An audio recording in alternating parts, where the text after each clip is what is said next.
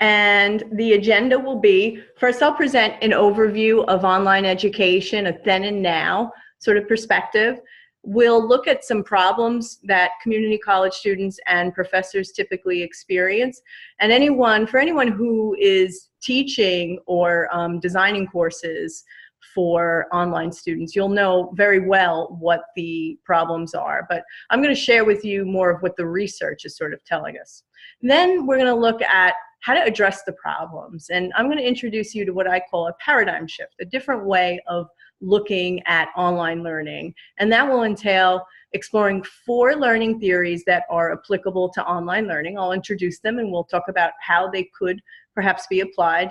Pitfalls, common pitfalls that we all encounter, and of course improvements for online course design. Some might sound familiar, but it's helpful, I find, as a practitioner to just sort of pause and take a moment and really think about what we've been doing and what we know. So if some of this sounds familiar, I hope that I can provide some new insights, or at least an opportunity to think about it again. Also, discussion boards, we'll spend some time talking about that, really how to rethink them, reframe them, different options for that. And then finally, what I call prioritizing pedagogy. And I'll introduce some ways to think about that at the individual and of course the institutional level as well. Questions, please feel free to ask them as we move along. I know that webinars can be awkward because you're listening, and for the facilitator as well, I'm wondering, is anyone there? Hello. But if you have questions as we go along, please feel free to ask. And to make it easier, I'll even stop at various points and say, if there's any questions, please share them. And I'd be glad to try to answer your questions as we go along. So let me please get started. And I want to start by sharing some information about online learning and its history. Many people think, yeah, it's up there as one of the great inventions, up there with one of my personal favorites, the pet rock. I mean, you really had to live through the 80s there to appreciate a pet rock, right? The Sony Walkman, sliced breads. But seriously, online learning has a pretty far back history, and it's not a surprise because historically Americans have always looked for different ways to pursue face-to-face education. Early attempts are correspondence education. So the University of Chicago, for example, was one of the first schools to offer courses through mail in the 1890s. Women being excluded from higher education and universities found ways to interact via mail. They would have their parlors, and then of course they would follow up through mail. So people were always looking for alternatives. Then radio came out, and in the 1920s, universities thought, great, we'll broadcast, we'll have our best professors, and they'll broadcast their lectures live, and everyone will tune in. It's going to revolutionize how we learn. Television, then that really changed things, 1950s, 1960s. I can recall teaching a television course at Mercer County Community College in 2005. And this television course involved having students go watch videos in the library or tune into the local cable channel, watch these videos and take exams in the testing center. And all of these attempts, at every step of the way, everybody thought this is going to be great. It's going to provide flexibility and alternative to education. But as you might have suspected, all these attempts were limited to one-way interaction. So they never really took off. Enter the internet and the World Wide Web. The 1977, the first LMS launched, WebCT, really just changed higher education, because now two-way interaction was possible. And then in 1996, Course Info was founded, and it became Blackboard in 1997. So really, online courses have been around now for 20 years. And in 2006, Blackboard has sort of just pretty much bought out everyone since then. And there's some competitors, of course, but For the past 20 years, really, online courses really have been sort of the one forum that would provide that flexibility that was missing from mail and radio and television and so forth. But of course, all that glitters is not gold. And we have this spark to an explosion. And looking back now, online education has grown faster than the overall student body in higher education. And that's been pretty consistent. The Babson group that sort of studies online education for at least the past decade has just recently even said that it continues to increase online education. There is one exception, one recent exception, and that is for the for-profit institutions. There has been a dip in enrollment in online for-profit institutions since 2014. The reasons range from quality, perceptions about quality, to student loan defaults and accreditation and things like that. But aside from that, really the public sector is now gaining momentum in the realm of providing online courses. And who is particularly attracted to online courses?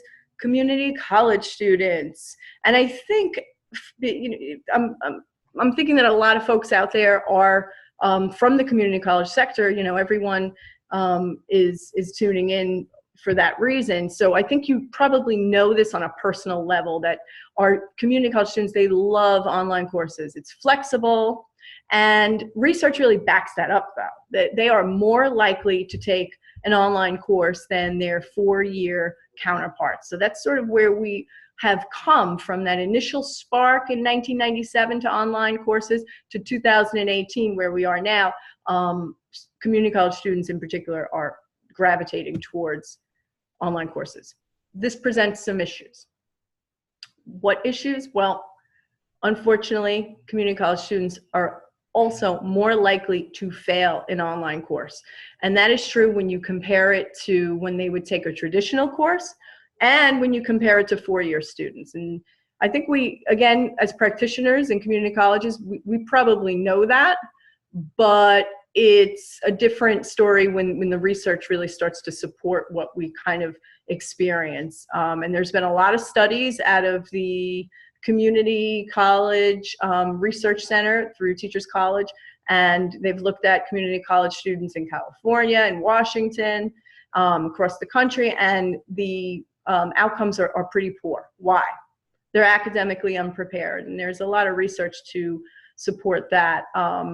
Although community colleges are making tremendous strides in providing options for remedial and foundational education when students are entering, getting them through that pipeline faster and supporting them so that they stay and we can retain our students.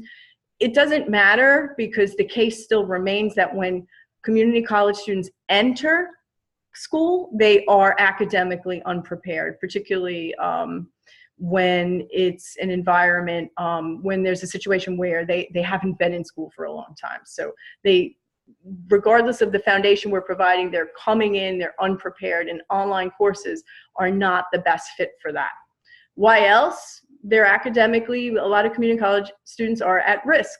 There's a lot of risk factors. There's delayed entry. They're, like I just said before, they're entering school.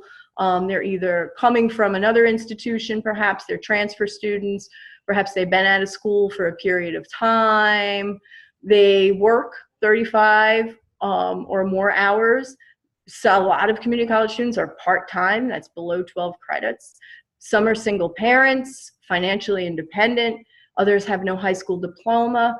All of these factors compounded make them academically at risk. And what the research tells us is that online courses are not ideal for academically vulnerable populations. So online courses, on one hand, have been fantastic, providing access and giving students opportunities to attend classes and continue their education, perhaps even move from that part-time status to full-time status. But the result is that the outcomes are not so great when compared to traditional courses, and certainly compared to four-year students. Creates problems for faculty as well. There's what to do. There's lots of literature out there. There's tons and tons and tons of research to read about online courses and online education. But when you drill down, these studies are primarily based on four-year students. Now, I just said before that there's all this research out there showing why online courses aren't the best for community college students. Yeah, there is a lot of research on that, but again, those studies that are out there about community college students, they tend to investigate the outcomes, the grades the students are getting, are they passing? And some of the studies will investigate perceptions, how students feel about online courses. So a lot of them either love them or don't like them. But what's missing is literature about the account of the student experience, the type of learning that's involved, and what is actually happening and transpiring. There's a lot of action research out there as well. This action research tends to be limited to best practices for students and faculty to follow. And some of these best practices might seem like common sense. Answer your emails if you're an online instructor. Tune into your course shell frequently, and for students as well. Have an active presence. But what research is starting to show us is that it's just not enough for an outstanding learning experience for students. So a lot of this action research is helpful, but it doesn't go far enough. In addition to this, institutional efforts and resources are usually spent on training folks with the technology, getting students ready, getting faculty ready, focusing on those basic best practices again. And frankly speaking, that's understandable because the technology is constantly changing, and there's turnover for faculty and certainly for students, and a lot of focus and emphasis must happen on the technology.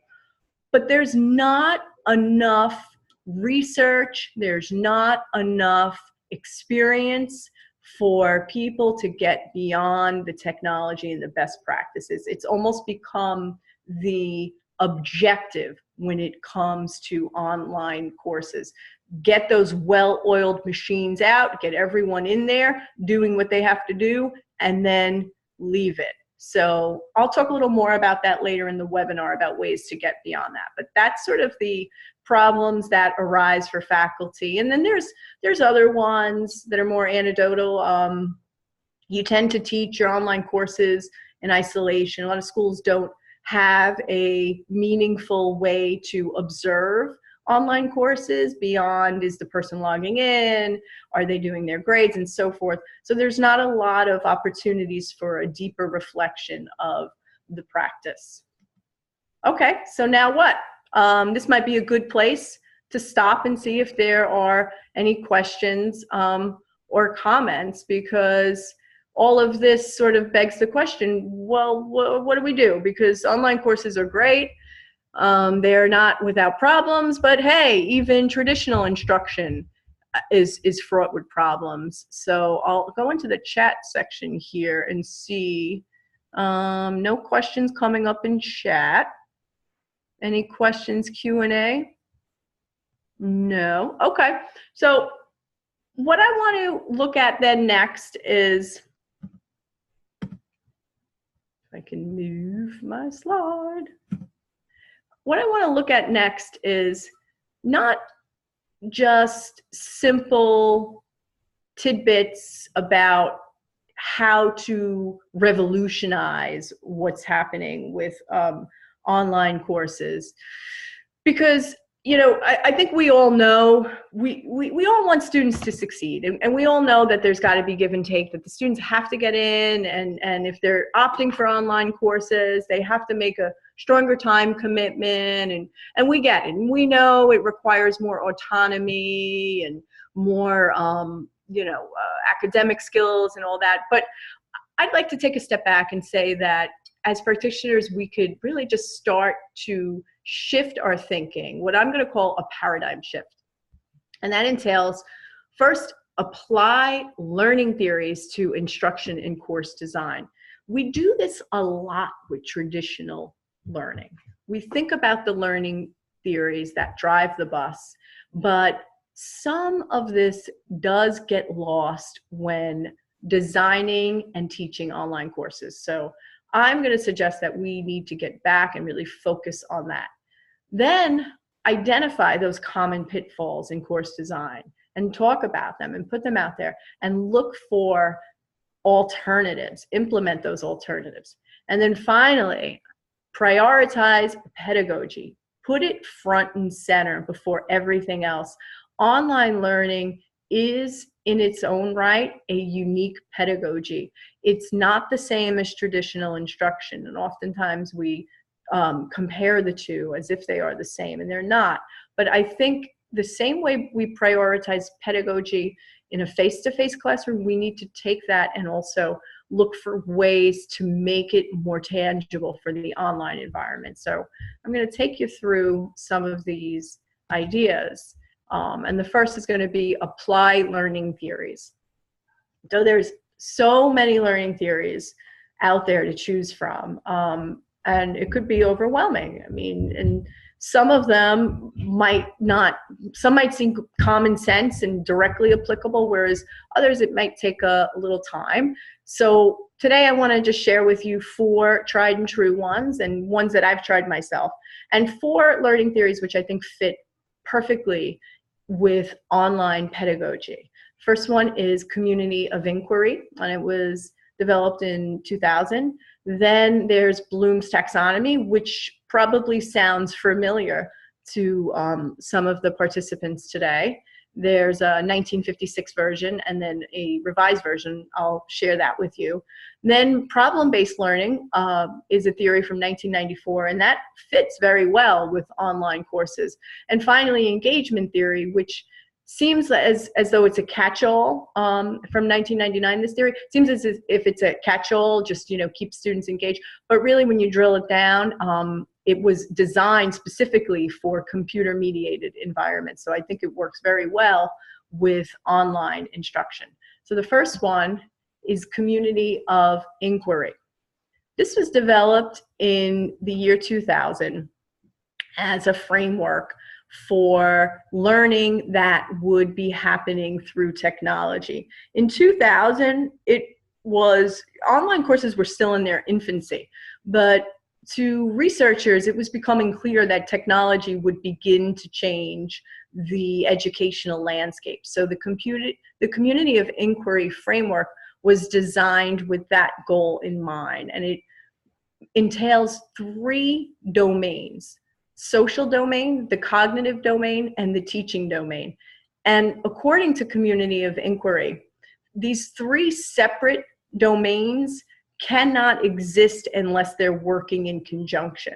So in order to achieve a meaningful learning experience, all 3 of these domains need to support each other, and they need to overlap, and they need to manifest in order for students to have a meaningful learning experience.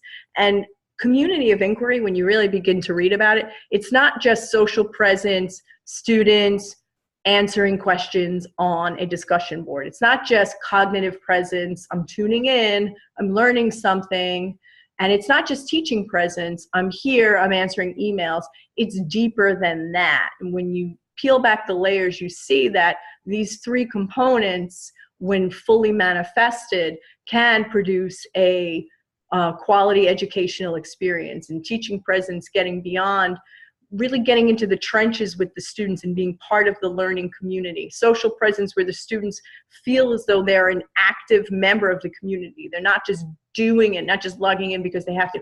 And cognitive presence is about the just right level of challenge. Think Goldilocks, not too hard, not too easy. So these 3 levels together interacting produce that meaningful learning experience. So community of inquiry was 2000, and since then it's been adapted, it's been reviewed and researched and used as a framework in tons of research studies and applied across the board. So it's got a great track record, and I think it's one of the better frameworks to apply to online learning. The next one is Bloom's taxonomy. And this one is probably more familiar to most folks. Bloom's taxonomy, named for Benjamin Bloom in 1956. Benjamin Bloom actually gets all the glory and the accolades, but he was just one member of a committee of folks researchers, psychologists who were developing a taxonomy for educators to produce a deeper level of learning and knowing. Bloom gets sort of all the glory because he chaired the committee. And this is old Bloom's taxonomy. And I can remember when I was an undergraduate back in the early 90s, I remember this pyramid, learning it, memorizing it, applying it. And it was hard because, I'll show you the next one, it was hard because they are nouns. In 2001, researchers adapted Bloom's original taxonomy. Krathwohl, by the way, was part of the original team, so he was still around. I don't know why it's not called Krathwohl's taxonomy. It's still Bloom's taxonomy, but it's been revised since 2001. And you can see now we went from having nouns to having verbs. So knowledge becomes remember, and comprehension, understand, and so forth. And the two top levels of the pyramid were flipped. So using the 2001 version, I like to think of Bloom's taxonomy as a way to prompt educators to think about different ways to engage students. There have been, all learning theories have criticisms, by the way, of course. So a lot of people say with Bloom's taxonomy that there shouldn't be these distinct categories. And indeed, when I guide my education students to creating learning objectives for their lesson plans, I tell them that a really great learning objective or any exercise is one that can pull in all the levels of Bloom. So that is true, that they're not distinct categories necessarily. However, when it comes to online courses and creating the activities, I like to think of it this way. Think about the learning activities you're presenting. Are the students are they getting opportunities to go above understanding, explaining something? Do they have opportunities to really analyze something, to evaluate? Usually with evaluation, we're talking about making a judgment, taking a stand. Are there opportunities for students to do that? Form informed opinions. And create is one category that can elude educators, because oftentimes educators think that if the students make something, whether it be an essay or make a project, whatever the case may be, an outcome, if they have something tangible, they made it, they created. But it's not the product itself, it's the nature of it. So an essay does not necessarily hit that higher level unless the prompt itself is something original that requires the synthesis of all the different levels.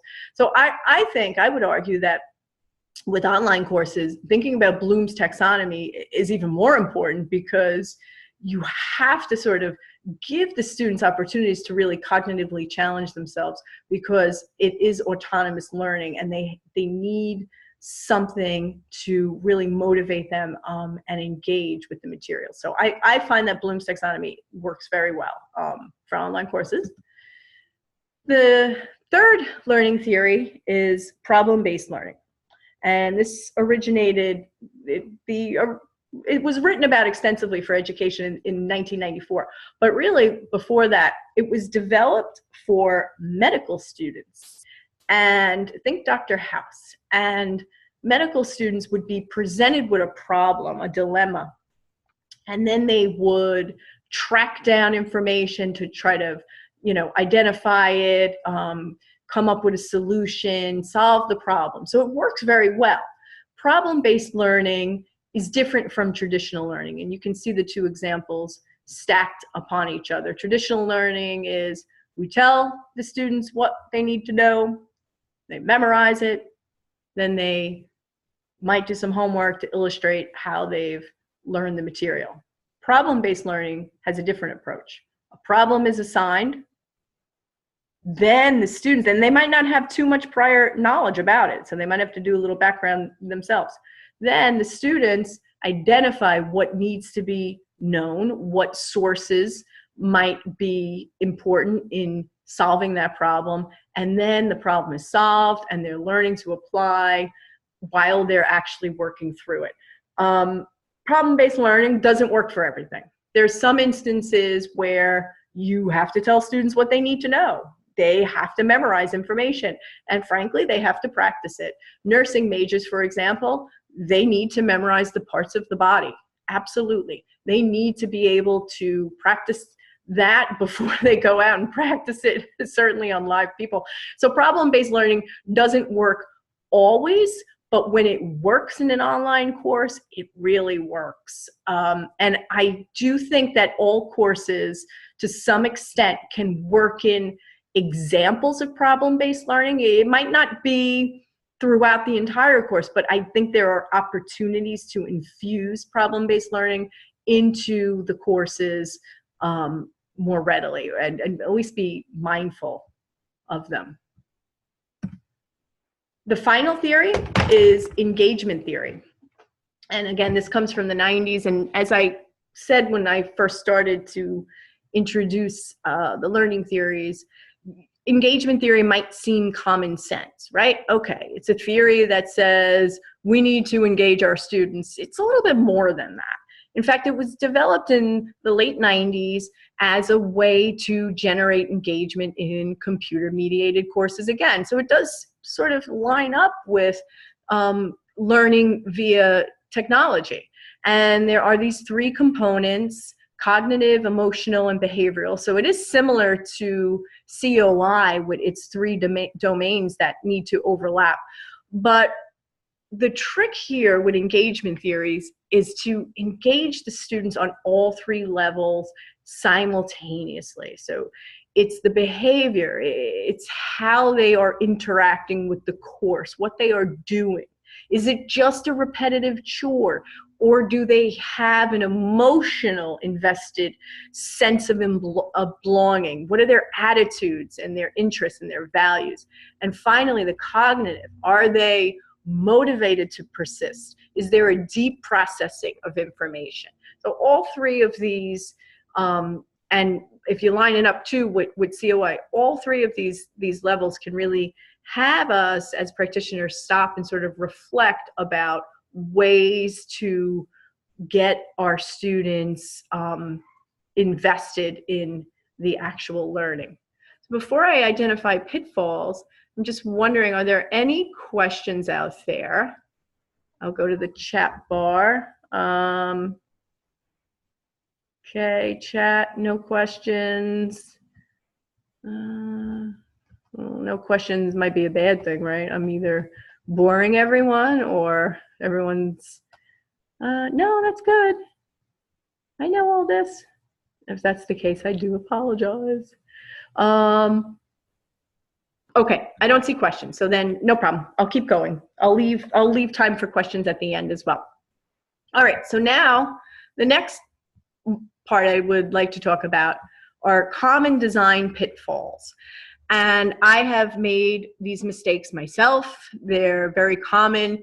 And I'm not, please understand, I'm not trying to say that these are not problems that plague traditional instruction as well, because every form of education has issues. It's always going to be, we're working with people, we're all human, so there's never going to be a perfect blueprint to follow. But these are common pitfalls that are easy to at least identify and kind of do something about. So common design pitfalls.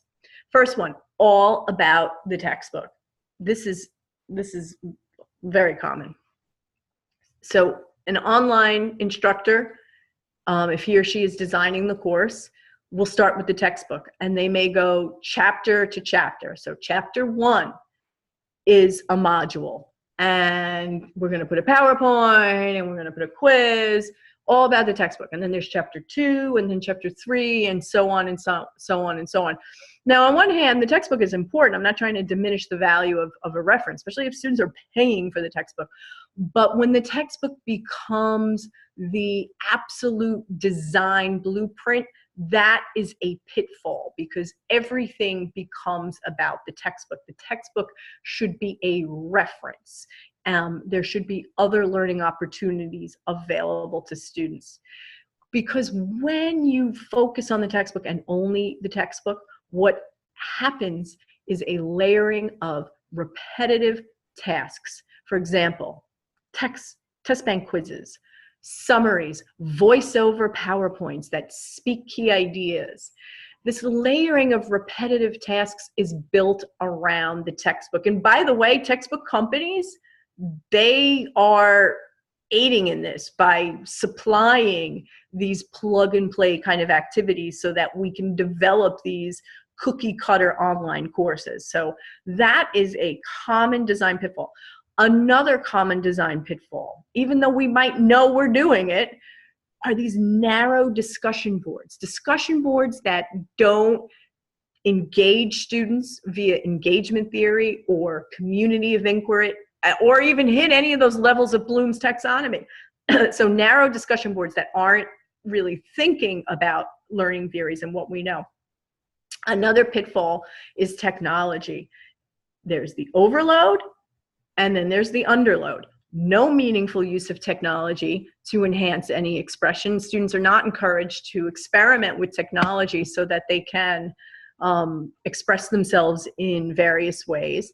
And then there's the opposite, a cognitively shallow course dressed up with technology. So lots of bells and whistles, a lot of buzzing lights, but when you take a close look at the content, what you see is the common design pitfall as mentioned above, all about the textbook, repetitive tasks, just dressed up with a lot of technology.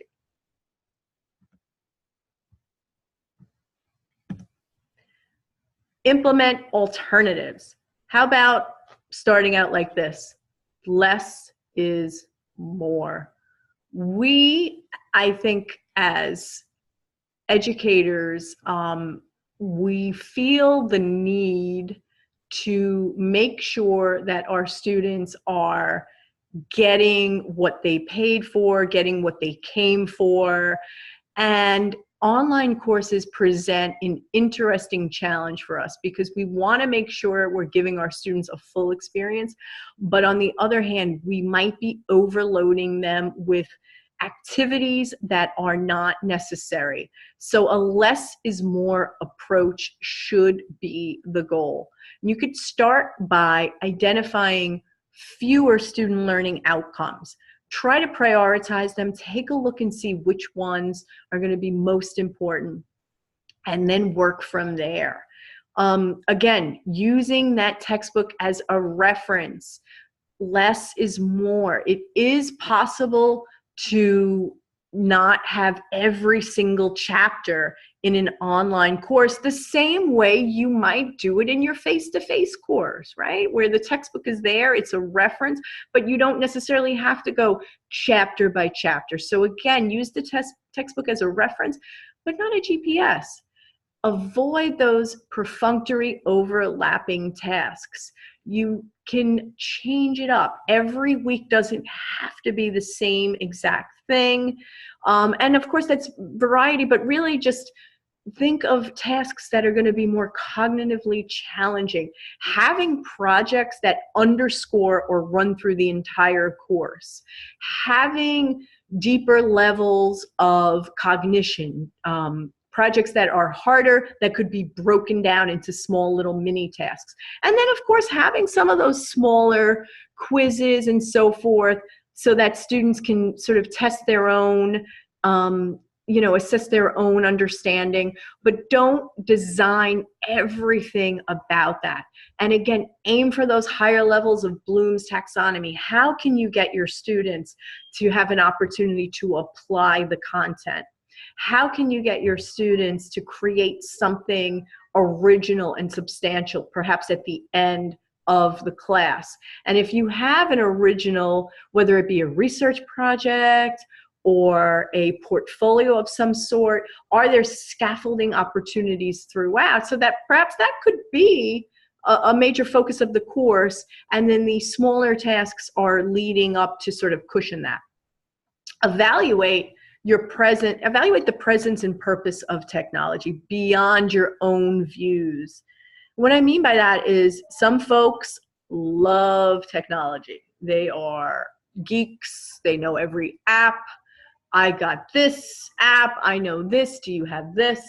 And whereas other people are, technology is the end of humankind, and social media is awful, and smartphones are ruining our lives. So put your own views aside if you're teaching online, and really just stop and think, what do you have in there? What technology are you utilizing? Why are you using it? Is there anything that could enhance, or is there anything perhaps that should be removed? So just try to think critically about the practice and design of your online courses. And it might turn out that less is more. And this is going to look different, of course, depending on the course and the discipline. Rethink discussion boards. And I love discussion boards. I mean, discussion boards are, arguably, they're the heart and soul of any online course. They're so important, rightfully so, and they're widely used, but they are effective. They can facilitate interaction from student to student. They encourage engagement in the online course. But yeah, they're also abused big time.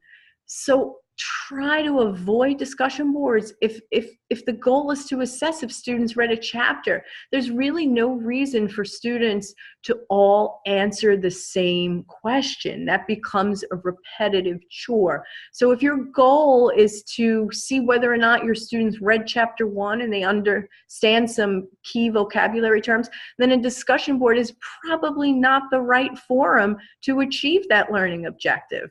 That might be a notable learning objective, but you don't need a discussion board. If students are answering the same closed-ended questions, so this is typical in survey courses. There's an answer. Why did the Roman Empire fall? So having 30 students respond with the reasons the Roman Empire fell, and maybe they'll say to each other, hey, I think the decay of infrastructure is a way more important goal. But ultimately, the answer is there. Everyone has it. It's in the textbook. Discussion board would not be the best example there. Maybe you have students do a project about it, or even take a quiz, or just do a paper. If you want to see, you can have them summarize and send you a paper. Instead, aim for those open-ended, thought-provoking prompts that invite shared learning. This works very well with the humanities. The humanities and the social sciences, they lend themselves to these open-ended questions. So some folks in mathematics say, well, we don't have that. We're not having as many opportunities for debate. And you don't want to just put something in for the sake of putting it in, because that again speaks to the layering of the perfunctory activities. But mathematics courses then could consider reserving discussion boards for those eureka moments. Maybe examples of working through problems, aha moments, and students can share. So discussion boards become places of true interaction and shared learning, instead of just a place where you're answering a specific question. In the science, the health professions, engineering, technology, and so forth, problem-based learning works very well for discussion boards. So you could utilize discussion boards and do it in the spirit of problem-based learning, and you will most likely see a change in the level of engagement. And of course, on a side note, provide a rubric for your students. Consider engagement theory for that rubric when you're designing it, and make them in real time. If a discussion board is based on a problem-based learning example for the week, or an open-ended prompt, then don't allow students to make them up, because that diminishes their value. We had this discussion this week, and it was real. And even though it was asynchronous, there were a lot of interesting comments and a lot of deep interaction, and we can't replicate that next week. So making them in real time really sends the message of their import. In the spring of 2017, I had the opportunity to design and teach an online course for the council, and it was called Deep Pedagogy, and it was a great course, and I enjoyed designing it, and it had a lot of what I'm talking about here today in action, the learning theories, for example. And just to give you an example of some of the activities I had the participants doing, my goal was for folks to see how tweaking a discussion board slightly can still allow you to achieve your objectives, but in a different way. So this is one example. So what I had the participants do is participate in 2 discussions, essentially the same goal, the same content, but they were different. And then I had them participate in a 3rd discussion where we compared and contrast the experiences of the 2 boards. So this is the first one, right? I have really 2 goals from this discussion board. The first one is I want the participants to think about why there's so much emphasis on these standard best practices in the literature. And then I wanted to introduce them to community of inquiry, because for most of the folks, it was a new theory. So I wanted to introduce that, and I wanted them to think about how they could use community of inquiry. So that was my goals. So this is one discussion board here, as you can see. I gave them an article. I found myself on the website, on the internet, and I put it on the discussion board for them. 10 principles of effective online teaching. I told them how many words. I told them to document their sources and respond to 2 classmates, refer to the rubric, and so forth. And I asked them to read the article and tell me which one was most important and why. I asked them to find out about community of inquiry. I gave them the actual web link. I said, here's the web link to Community of Inquiry's website. What was it? Why was it developed? And then I asked them to explain how they could use it. So goals would have been achieved, and people answered these questions and did a fine job. But here's another example of how you can achieve the same goals yet in a different way. So I asked participants here to complete the internet research themselves. And I created a small video, a short video rather, in Screencast-O-Matic of me introducing the question and actually doing question number 1. So I asked them to complete internet research using keywords, best practices in online teaching. And so I recorded myself doing it, and I put it into Google, and we looked at all the different things that came up. And then I asked them to pick one article they came across, or web link, and share it on the board and explain why they selected it. And then I asked them to explore the Community of Inquiry website. I still gave them the link, but this is different. Instead of asking them what it was, I asked them to choose one document or web page from the site, because the site is very developed. There's a lot on it. And I asked them to sort of become an expert on it, post what they selected, tell us why they selected it, and sort of share that with the class. And then finally, for those, those peer responses, I asked them to choose 3 finds from their classmates. So essentially, I'm asking them to, at least respond to 3 people, and put their expertise to the test. And I have to say the outcome was pretty good. And then we compared and contrast, and the participants said, wow, they didn't even realize when they were going through it that they were doing problem-based learning, that they were doing engagement theory and Bloom and COI and so forth. So the last point I want to come to, because I'm going to just try to move forward with time. I want to make sure I leave time for questions at the end, if there are any. The last point for my paradigm shift is prioritize pedagogy. Pedagogy, the art of science and teaching.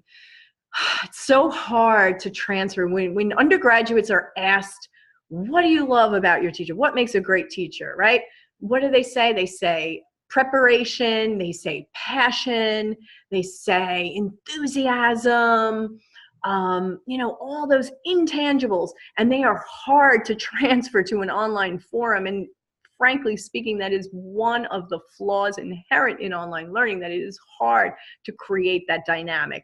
But I submit that we can begin to at least try to do that by focusing, getting beyond those basic best practices and focusing on cognition, content, and purpose, and using media for expression, not just simply assignments, discussion boards, technology, not just to dazzle, but really these are vehicles to express and move those intangibles online.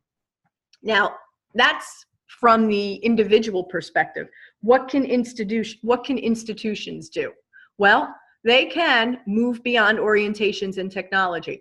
Not saying they're not important, but don't just view the semester as a beginning and an end. There's an in-between, because what is happening on the landscape are these well-oiled machines, but they're not getting, students and faculty aren't getting enough support throughout. Faculty should be leading more PD based on the pedagogy of online learning, not just, hey, this is a cool app, come check it out, but the deep learning that involved with that. The institution should incentivize faculty to develop these deep courses. It takes a long time. It's really difficult to teach online. And it's very upsetting to me when institutions perceive online courses as ways for faculty to shirk their commitment to their students, because that's not what's happening. It's really hard. And then to develop these deeper courses is even more time consuming. Supplement with the textbook platforms. Don't simply build the entire course upon them. Use them, Connect and Alex or whatever you're using. They're great supplements, but don't build your entire course around them. Another thing is that through my own research, first-time online learners are, they go through some pretty specific stages: confusion, frustration, adjustment, and managing. The majority of online students will drop during frustration. So what can institutions do?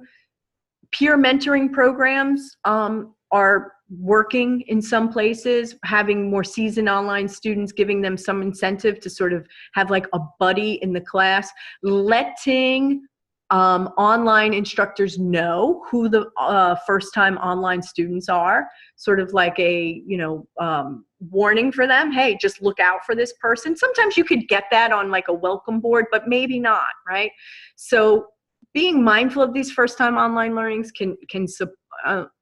learners can support instruction and increase retention. Finally, I'll say that institutional efforts should start to look at ways to expand hybrids. Hybrids are great. Hybrids are great because they're a great segue to online courses. They're still flexible, but you still get that face-to-face support. And there's a lot of different models to implement. They were very popular around 2010, 2011. They lost some of their popularity due to the flipped classroom, which ultimately hasn't really been working full across the board, the flipped classroom. But hybrids have lots of potential, and there's a lot of research to show why hybrids are a good fit, because undergraduates prefer them and they still get that flexibility, and you can give them a lot of the support, especially those first-time online learners. So those are some of my ideas for institutional efforts to support online learning. And what I'd like to do right now, if there's any questions from participants, we have a few minutes left. I think we have about 7 minutes left. I'll open the chat. Will I teach? Trying to give them more. Yes, okay, a lot of good comments here. I'll scroll down and read some of them, except the ones about audio, my microphone.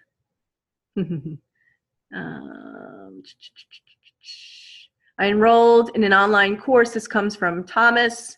Riddle, I enrolled in an online course for crime analysis at Portland State. I found them rewarding and interesting, but you must maintain discipline for studying purposes. I found students that don't do well, it's because they do not properly plan.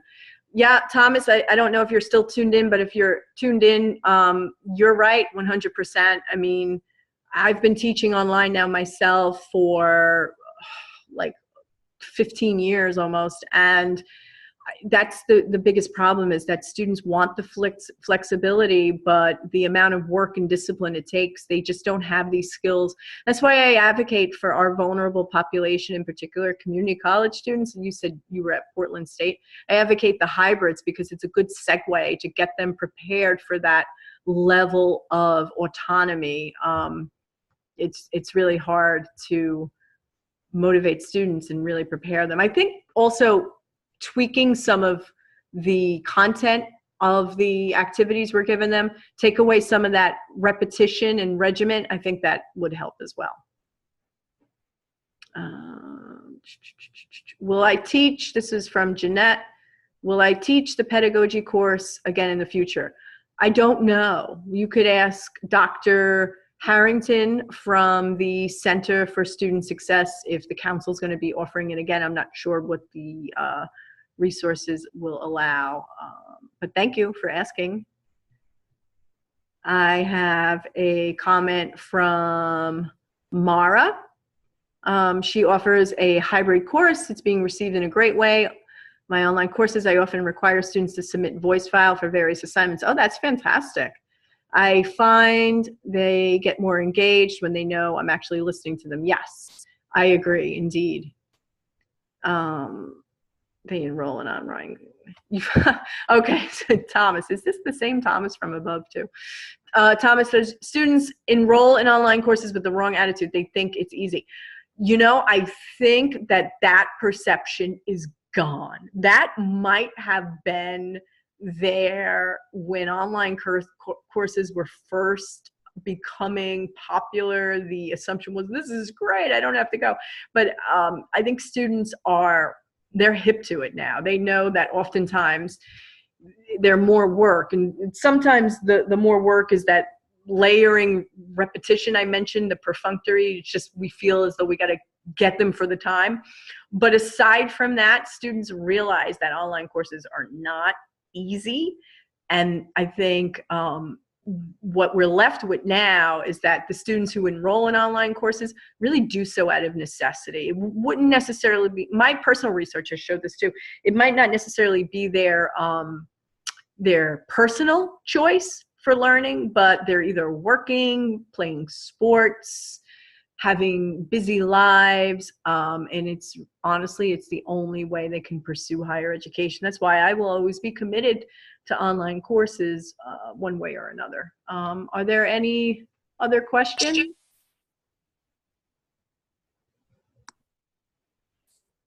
I don't see any other questions, Dr. Capra, so thank you. Everyone can virtually clap their hands to say thank you for that engaging presentation.